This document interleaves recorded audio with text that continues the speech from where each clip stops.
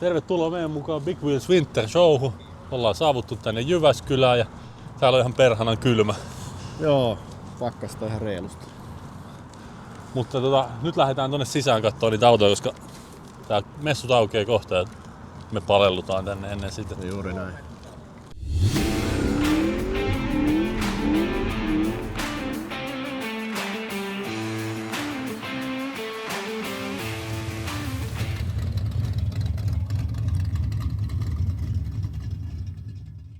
Cruising Nightin kanssa yhteistyössä toimii Autoväristore, jonka verkkokaupasta löydät maalit ja tarvikkeet kaikkiin projekteihisi. Käy katsomassa valikoima osoitteesta automaalikauppa.fi. Yhteistyössä myös V8 Only. Power to the people. Pressikortit on hallussa, ollaan päästy sisään. Kauhean kivan näköinen valastus täällä. Täällä on kiva tunnelma. Poikkeaa noista niinku muista perinteisistä näyttelyistä. Juu, ja sitten noi kaikki somistelu ja muukin, niin niihin on kyllä panostettu isosti. On hieno. Lähdetäänkö me katsomaan tätä rodikujaa tästä? Mennään katsomaan.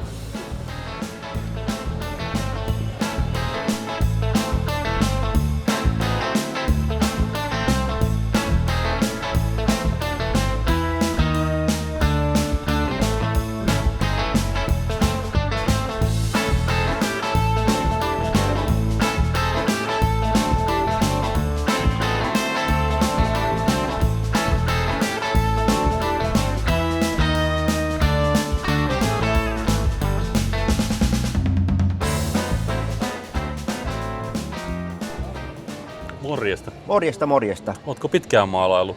No, mä oon maalaillut semmoisen vähän toistakymmentä vuotta. No joo, siinä ehtii jo paljon kaikenlaista. Kyllä siinä on kerinnyt jo ja tavallaan mä olin ehkä vähän semmoinen niin kuin jollain lailla myöhäisherännyt siihen, että mä aloitin niin kuin 40-vuotiaana tämän maalausjutun. Okei.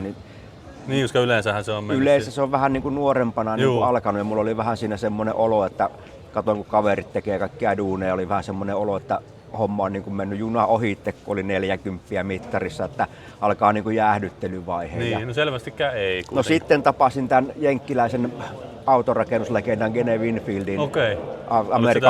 American Car Showssa oli siellä jo ja hän oli silloin 82 ikäinen ja oli juttu sillä ja siinä selitti suuvahdossa, miten innossaan silmät palo päässä, että miten hän on niin kuin kierrellyt ympäri Eurooppaa nytkin joppailemassa autoja maalaamassa. Niin. Ja ikä oli tosiaan silloin päälle 80 ja mottona oli, että every day is a school day, että joka päivä oppii jotain uutta. Ja siinä mulle tuli semmoinen henkinen herätys tähän asiaan, että mä sitten että nyt kun alkaa vaan tekemään, niin vielä on vähintään saman verran edessä kuin takana. Ja joudun sitten vähän kuromaan kiinni näitä muita, niin otin tämmöisen kunnon kirin tähän juttuun sitten, ja lähti niin kuin käsistä tää homma. No ootko sä autoja muuten harrastanut vai? Kyllä mä harrastelen autoja jo, että mulla on 38 Plymouth Street Rodi ja 76 Impala ja sitten moottoripyöriä jonkun verran.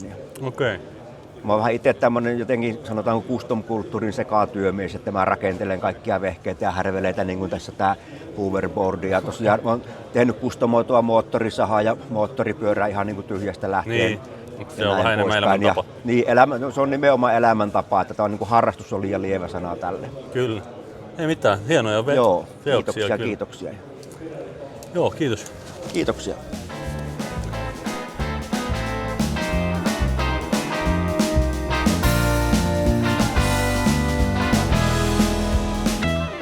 Siinä on Impalassakin vähän tuoreempaa tekniikkaa laitettu.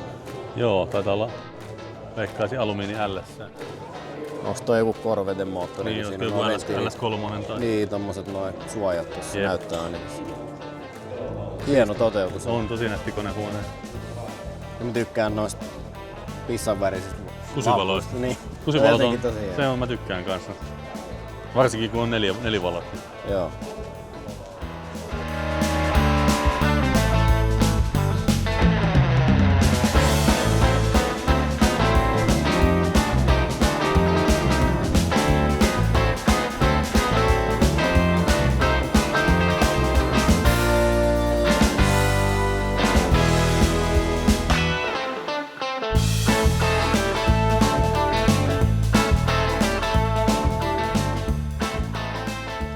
Ollaan tässä mobiilisti-osastolla ja mä oon tässä ihmettelemässä, että mikä hitto tää on.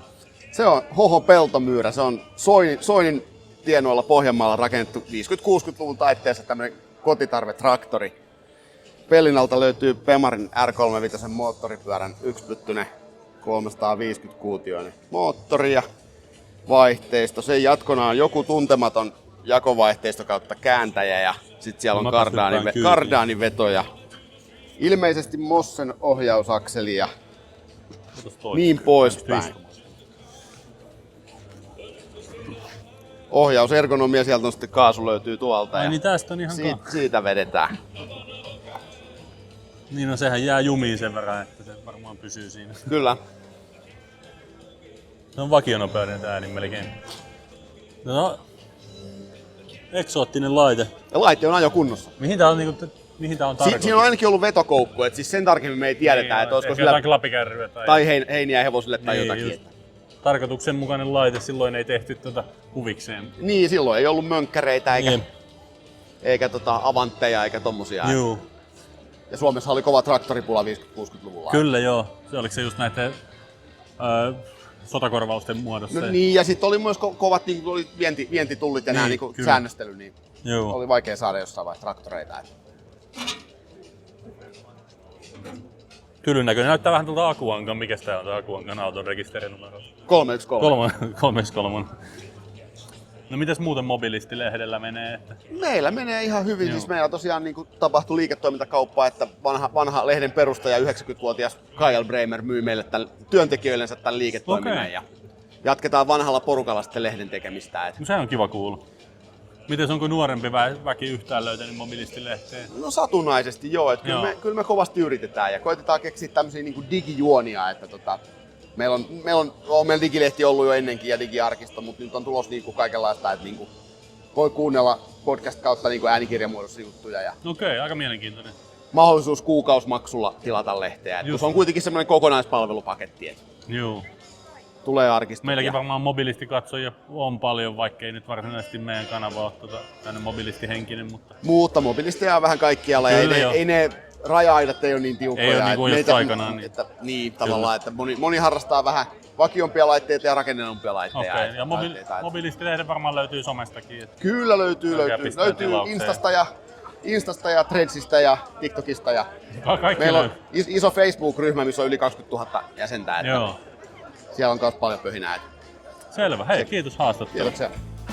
Hauskaa päivää. Joo, kiitos samoin.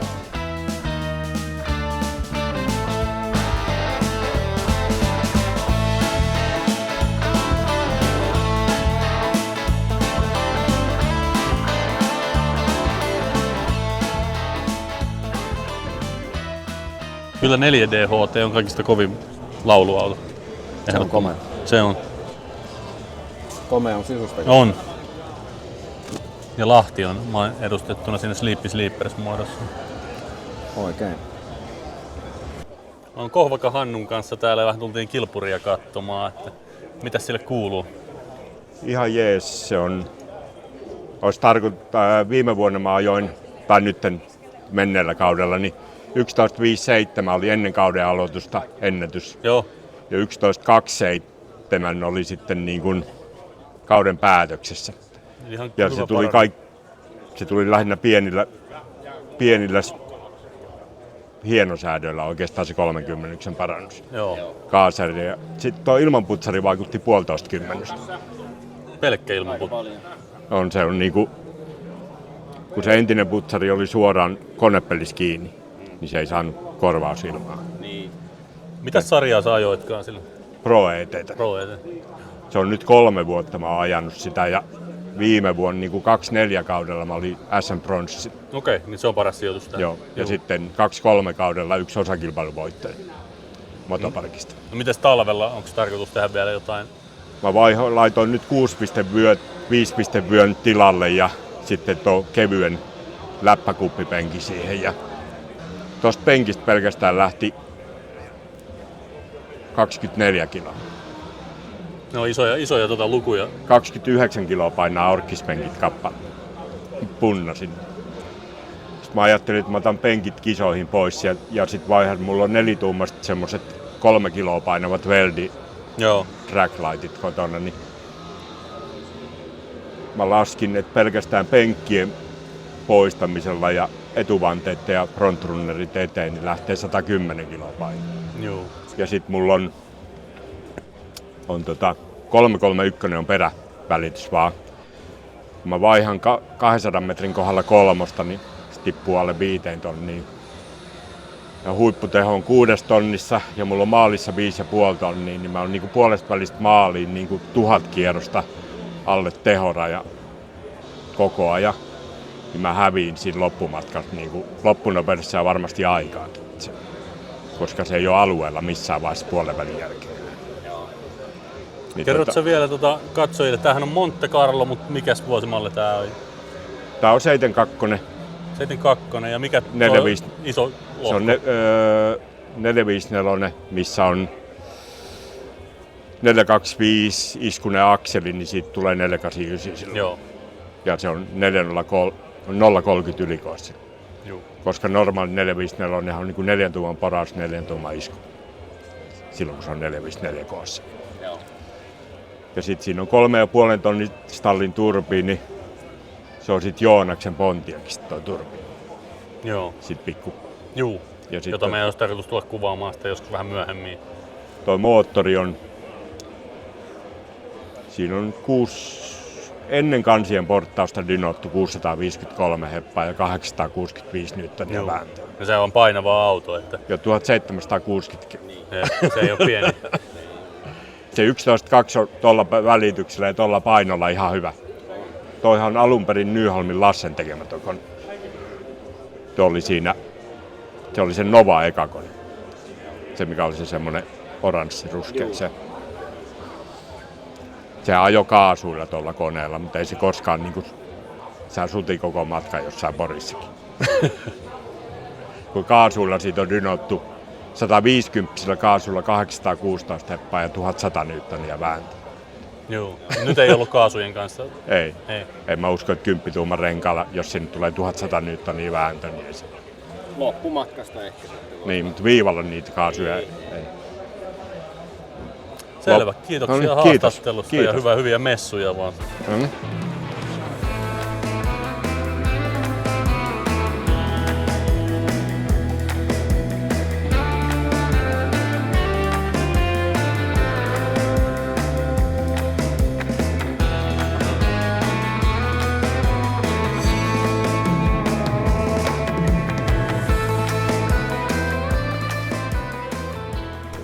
Ollaan täällä FHR:n-osastolla ja noista ensi kesän tapahtumista pikkusen jutellaan, niin koska kisakausi lähtee käyntiin?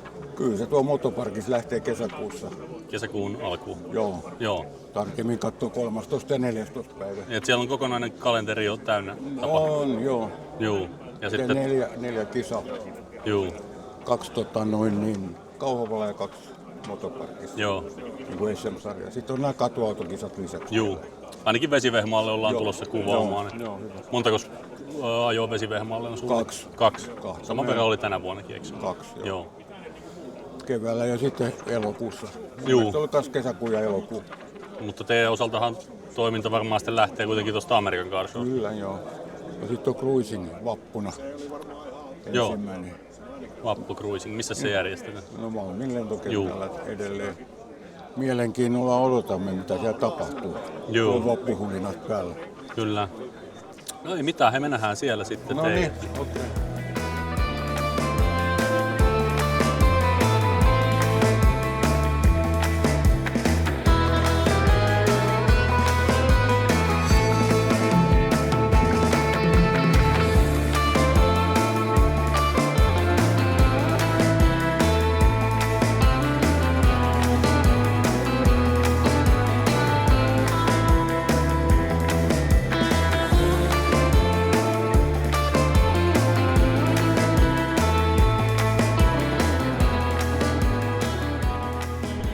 Simmosen Jani ja hänen, mikä tämän projektin nimi oikein oli?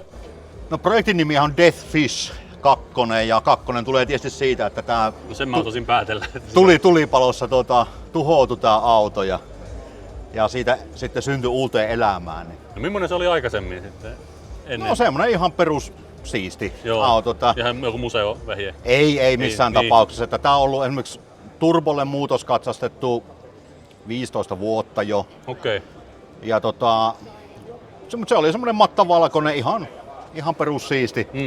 Siisti harrasteauto ja tämmönen siitä nyt sitten tuli. No mitä siinä tapahtui sitten? Tallissa syttyi tulipalo. Joo, jostain hitsaus. Hitsauksesta jäi sinne työpöydän alle kytemään, mitä en huomannut. Ja Se palo sitten ihan niinku... no joo, siis tallista jäi runko pystyyn, mutta auto oli nosturilla siellä, sitä ei saanut pois sieltä, kun oli se tulipalo. Ja siinä oli pitkiä minuutteja ootella palokuntaa. Niin. Kauanko meni palokunnalla tulla? Varmaan se oli tuleessa semmoset 3 varttia. Okei. Et sitten siinä ajassa se jo tämmöiseksi muuttuu. Joo. Tässä on vähän yksityiskohtaa. On tehtaan tinaa sauma esimerkiksi. Tuli esiin siellä. Niin on sulanut, valunut tinaat sinne alas. On sillä lämpöä ollut ihan kunnolla. No mikä oli ensi reaktio, kun huomasit auto?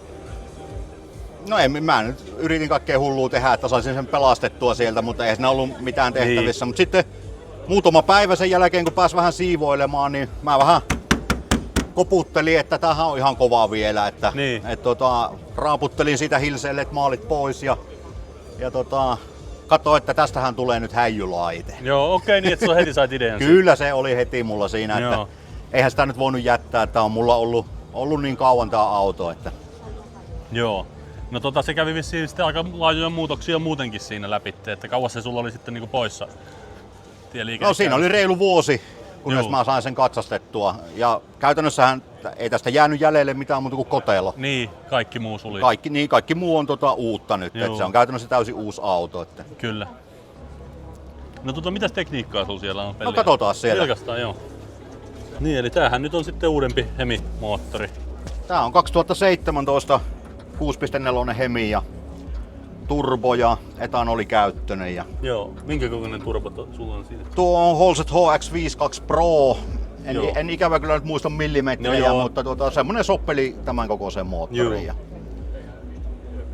ehkä niinku erikoisuutena on sitten Teslan sähköinen jarrotehostus, sitä pystyy tuolta ATK:lta ohjata ja sähköinen ohjaustehostus ja Kyllä, mikäs luota siellä on perässä? Se on Tremec TK X5-vaihteinen manuaali. Joo, niin manuaaliluotikin. Tää on alun perin 4-vaihteinen manuaali Kuda. Joo. Niin vähän niinku kuuluu tän DNAhan, että kyllä joo, on 3 polintaa. Manuaalihan urheiluautossa. Niin.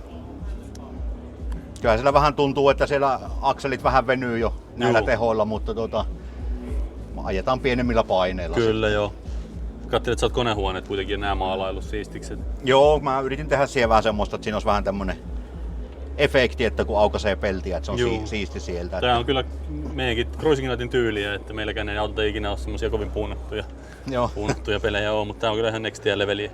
Niin, no tätä ei vahata tarvii enää. Eikä muutenkaan varmaan hirveästi huolta. Kyllä mä sitä peseen ihan ja se on siitä hauskaa, että joka kerta kun peseet sen, niin se on aina vähän erinäköinen, kun sitä lähtee maalipaloja. Joo.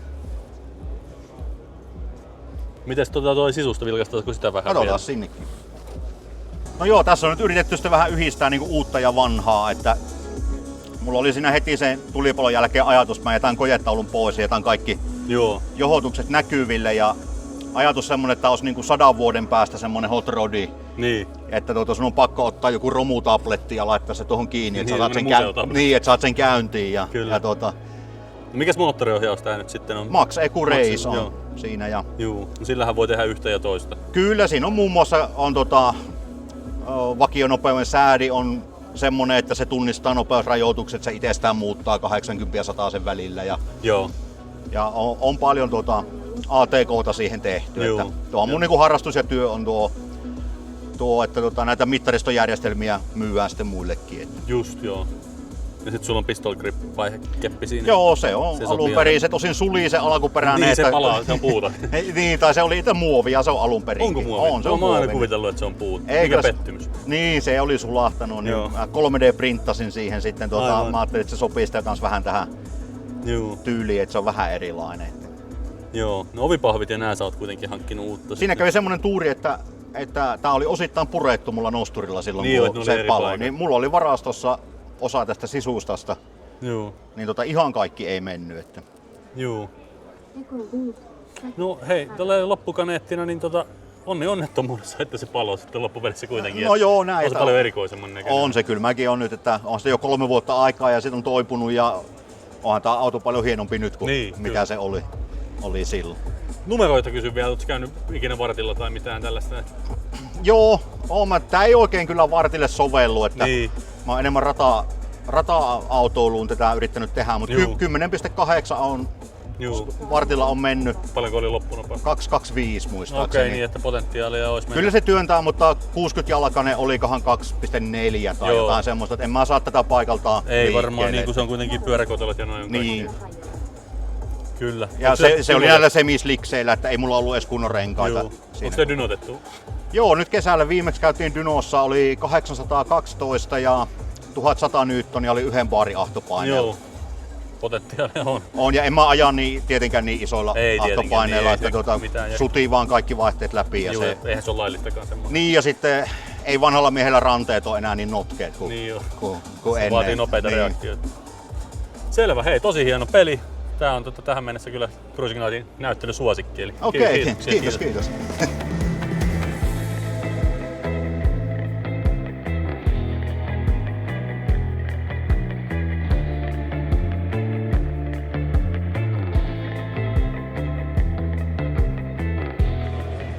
Mikäs tää tämmönen Ruuhiwood Motorfestivaali oikein on? No Ruuhiwood Motorfestivaali on tavallaan niin kuin Englannissa on Goodwood hengessä, tai niin Goodwood-tapahtuma. Niin. Niin sen hengessä, että laajaa kalustoa laidasta laitaan, näytösajoa Joo. ja koko perheen tapahtumaksi suunniteltu, että niin, ja tulee niin kuin autonäyttelyä ja sellaista kaikille vähän Joo. kaikkea. Mutta ulkoilmatapahtuma. Ulkoilmatapahtumaa ja Ruuhimäki-areena, eli Lievestuoreella, mihin Joo. loppuu niin kuin Ruuhimäen pikataivalle, niin siinä on iso Niin joo, kenttä eli siinä. se oli tähän ralleihin vähän niin Kyllä. Joo, että Kyllä. se on viikkoa ennen ralleja tämä tapahtuma on jo. Nyt on ensimmäistä kertaa ja tarkoitus oli, että siitä tulisi pysyvä tapahtuma. Joo. No hei, kuulostaa tosi hyvältä. Me yritetään tulla paikan Kiitoksia päälle kovasti. kuvaamaan. Kiitos. Joo, kiitos. Hei.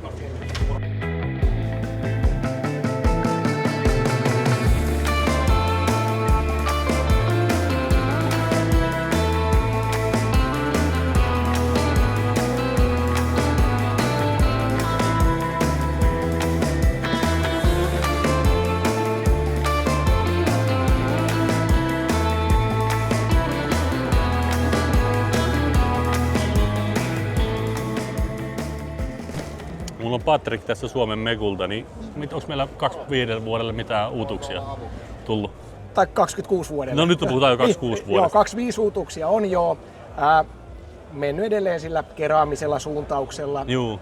tuotteita siihen ja 26 vuodelle näyttää olevan aika paljon kittejä. Tulee siis paljon semmoisia yhdistelmätuotteita. Okei. Eli on aine ja esimerkiksi joku harja tai jotain muuta. Ja sitten mitä näkyy, niin on matta- ja satiinituotteet. Eli teipille ja satiinin muoville, kumimatoille. Se Joo. on se juttu tavallaan se, että joka pinnalle löytyy. Meillähän noita kiiltäviä autoja ei oikeastaan ole, että ne on aina tommosia jotain vähän rottavehkeitä tai sellaisia, niin semmosillahan noi mattatuotteet varmaan toimii. Ja teipeille ja mattateipeille Niin, joo. paljon tai yhdistelmätuotteille. Ne on yleensä hauskaa, että ne mattatuotteet käy kyllä kiiltävällä, mutta Juu. ei toisinpäin. Että, joo. Ja ne ei sitä niinku kiiltoa tuo sitten.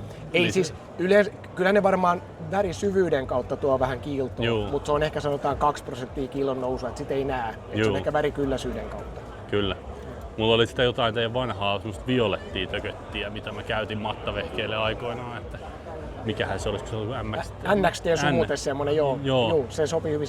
On niin edelleenkin sillä lailla, mutta että nyt enemmän tulee niin kuin täsmätuotteita. Okei, just, joo. että. Ja sitten muutenkin suuntaus tuntuu olevan kaikessa, että esimerkiksi rengaskiillokkeet, ne rupeaa käymään listoille. Ja se Niin siis joo. myydäänkin ihan niin. Ja se on ihan hyvä, koska Niin, ihmiset koska- diggaa niitä. Mulla on Juu. tässä hyvä esimerkki. Esimerkiksi tämmönen tälle vuodelle tullut. Itse asiassa on oikeasti loistava tuote. Ruvettu käyttää hirveästi, eli eikö sitä ole pintaa, millä se ei kävisi. Ja se on uutuuden, että se on kojelauta, näytöt, maalipinta, mutta lasi myös. Juu, Eikä joo. pelkää ikkunalla se hyvä, että monella on hankalaa, sä putsaat sisältä Niin, lasin. lasi on kalteva, niin sinne- Vedä lasille vaan ja sitten jatkat kojelautaa sun muuta, että tähän suuntaan. Mut se olisi varmaan niinku näyttelyautoille aika kova. Oh, ja se tietysti vähentää sitten taas ei tarvitse niin montaa tuotetta. Kyllä. Eli pienemmällä määrällä pärjää, niin ihmisen on helpompi ottaa niin semmoista vakiota. Niin ja helpompi myydäkin Niin, sitten. Hei mitään, hei kiitos sulle kun näytit. Niin. Hyvää messua. Kiitos, samoin.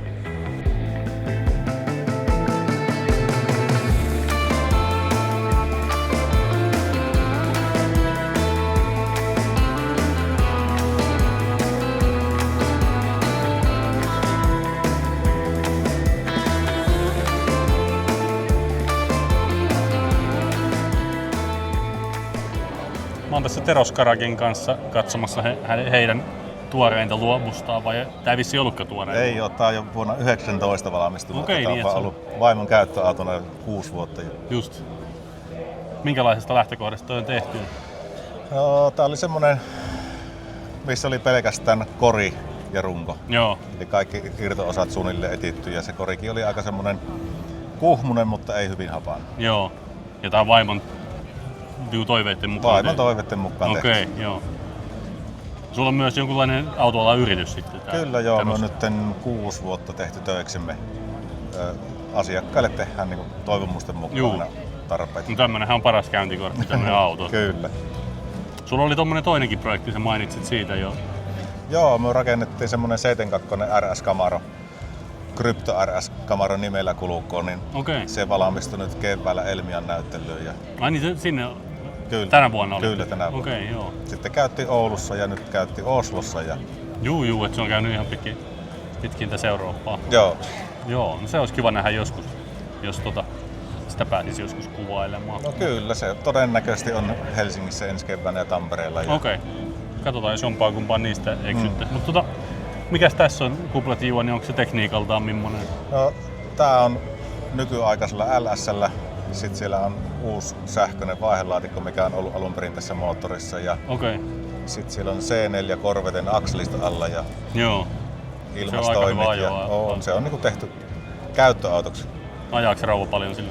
No se on nyt 15 000 mailia tällä ajanut, semmoisen 5 000 kilometriä per kesä. Niin ihan hyvin. Kyllä. Hyvin kuitenkin, että moni, jotka ajaa, tietää, että se 5 tonniakin ei välttämättä ole ihan itsestäänselvyys. Niitä kesäpäiviä ei loputtomasti. No joo, ei. Tänäkin vuonna käyttiin tuolla Haaparannassa tälle ja sitten Tampereen seudulla ja on käyty Virossa ja milloin missäkin. Selvä. No hei, kiitos sulle haastattelusta. Kiitos. Toivottavasti päästään joskus sitä Camaroa vilkaisemaan. No niin, eiköhän. Päivää. Anteeksi, onko tämä teidän ensimmäinen kerta näillä messuilla? Ei kommentti.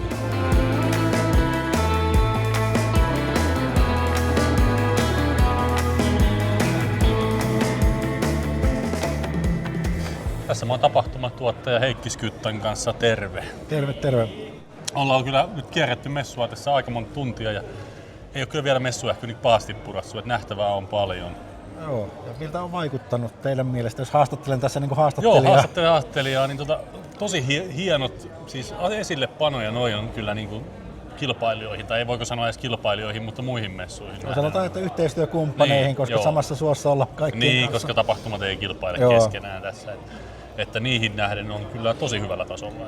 Joo, no me on lähdetty panostamaan siihen visuaaliseen puoleen ja ihan tarkoituksella, että yksityiskohdat on hiottu ja autot laitetaan näyttele hyvin ja valaistaan ja kaikki tämä, koska se vaikuttaa siihen näyttelyn yleisilmeeseen ja fiilikseen, kun yleisö tulee tänne. Niin Joo, ja kuvaajan näkökulmastakin niin on ollut hyvin tilaa autojen ympärillä ja silleen, että ei ole mennyt tukkoon. Joo, tässähän niin lähti, kun me kuitenkin itsekin on kierretty messuja kymmeniä vuosia autonäyttelyitä näyttelijäasettajana ja omien autojen kanssa ja muuta, niin lähti miettimään niin asioita, että mitä me haluttaisiin tehdä toisin, että mikä jossain huomattu, että tämä toimisi paremmin noin, ja tehtiin niistä ihan listaa ja luettua. No joo, sen huomaa, että sitä on tehty.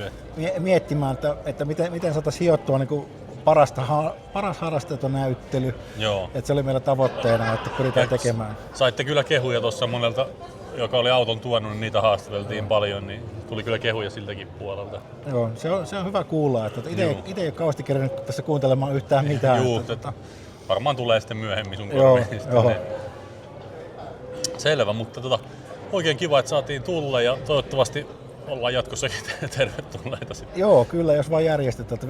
Vielähän ei yhtään tiedä, kun kävi lipunmyyntitilastoja, että mitenkä meni. Että tavoitteena, että oltaisiin päästy tänä vuonna +/- tulokseen, niin se on ollut tavoite, että jos ei nyt siihen päästy, sitten pitää harkita, että kannattaako jatkaa yrittämistä. Mutta mitä tuossa sekin kanssa juteltiin, niin eilen oli tosi vähän sitten ollut vissiin porukkaa, mutta tänään miten sitten? Tänään on ollut aika vilkas päivä. Ja eilen oli muutenkin, että se oli vähän tämmöinen kokeilu ja niin, sitten mietittiin, että se varmasti on hiljainen, koska sunnuntaitkin yleensä hiljaisia. Ja kuitenkin se eilisen kävijämäärä vastasi viime vuoden sunnuntain kävijämäärää, eli siinä mielessä ollaan niinku ihan niinku ollaan itse tyytyväisiä siihen eiliseen iltaan. Joo, no se on hyvä kuulla. Että varsinkin sitten kun tullaan kauempaa työpäivän jälkeen perjantaina, niin onhan se On, ja sitten miettii taas niin autojen tuojia ja näyttelyasettajia ja kauppiaita, niin niillehän on mukavampi se, että ne pääsee nyt lähtemään pois. Niin, ja heille oli sitten niin torstai-iltana oli rakenteluaikaa ja perjantaina melkein koko päivä sinne 4 asti. Niin, niin se on hyvä aika. Oli kevyempi kaikille. Kukaan ei sitten väsynyt täällä nyt tänään ollut myymässä se on vähän puoli ja puolella. Niin. Kyllä se niin kuin palvelee niin kuin tätä auton tuojaa tämä aikataulu paremmin. Ei mitään, pidetään peukkuja, että kaikki meni hyvin. Joo, toivotaan. Nähdään sitten ehkä kesällä Big Wheels -tapahtumassa. Joo, siellä toivottavasti Selvä, nähdään. Kiitoksia paljon. Kiitos käynnistä. Joo, kiitos. Nyt alkaa se ole kierretty näyttely. Aika moneen kertaankin. Joo, oli ihan hienoa katsottavaa kyllä. Tosi laadukkaasti järjestetty messut, ei ole siitä puolesta mitään sanottavaa. Ja väkeäkin oli ihan kivasti. Kyllä. Toki enemmänkin olisi mahtunut ja paikkanakin on semmoinen, että varmaan olisi puitteet isompiakin messuja. Täytyy toivoa, että jatkuu vielä. Nimenomaan. Ja tehtiinhän me omatkin Cruising Night-valinta. Mulla se oli numero 50, oli toi Kuda. Palannut Kuda. Palannut Kuda, niin se oli mun valintani. Mikäs sulla oli? Mulla oli numero 27, nyt Panelvagon sellainen patinoitunut. Molemmat tämmösiä vähän niin, kärkäisiä. meidän tyylisiä. Se on meidän tyylisiä autoja. Kyllä. Ja tuolla meidän kuvaajalla Makella, niin silläkin oli toi Pikappi. Mikäs numero se nyt oli? Oliko 46? Niin taisi olla, Stepside. Tämmönen kiiltävä maali. Mistä on haastattelu? Niin, siitä on haastattelu. Sitten vaan kanavatilaukseen ja nähdään seuraavilla videoilla, ehkä messuilla tai sitten Garagevelogin parissa. Se on morjes.